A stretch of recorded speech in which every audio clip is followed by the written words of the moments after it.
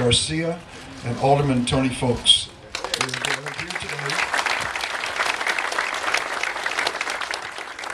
We are gathered here today, black, white, and brown, Christian, Muslims, and Jews, to honor those who fell 10 years ago on 9/11.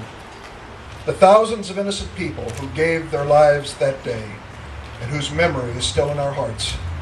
We also salute those people of courage at that moment who stepped up.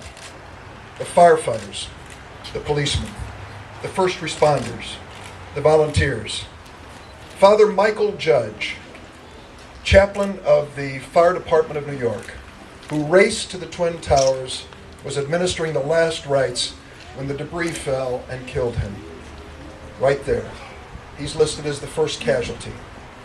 He said in his life, you always wonder what the last hour of your life will be, whether you'll be helping someone and saving a life. He was there giving his life to save a soul. We salute those who were inspired by 9/11, those who enlisted in our military, those men and women who stepped up and said, we will serve this nation, we will risk our lives for the greatness of America. Many of them have given their lives. Some have come home wounded in war, and their lives will never be the same. But to each and every one of them, we owe a great debt of gratitude.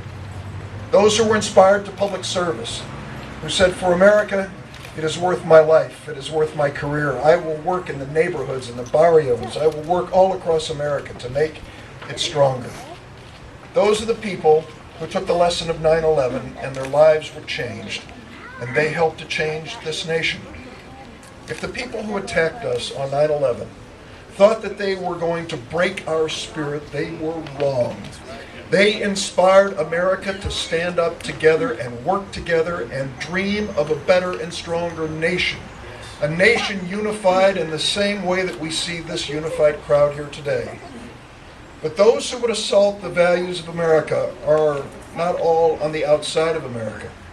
There are people who took the events of 9/11 and exploited the fear and the hate and tried to engender divisions within America. A few days after 9/11, when the planes started flying again, I flew from Washington to O'Hare.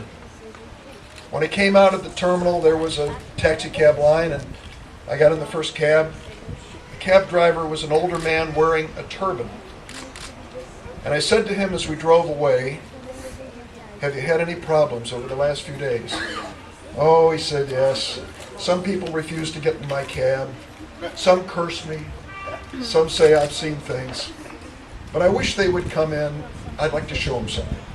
He reached over and pulled out a photograph. It was a photograph of a young U.S. soldier in uniform. He said, this is my son, Michael.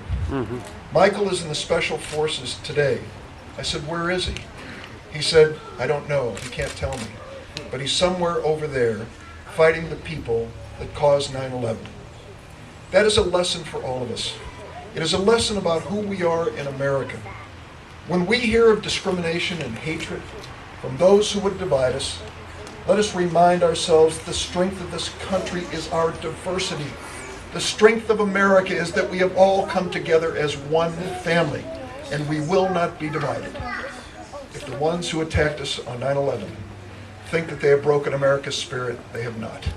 If those who attacked us on 9/11 think they have brought us to our knees, they have not.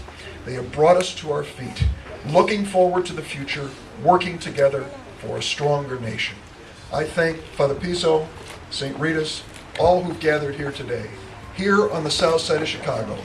In the faces of this crowd, you see the face of Chicago, of Illinois, of America, and our future. A future that is unified and dedicated to the principles and values of freedom. Thank you.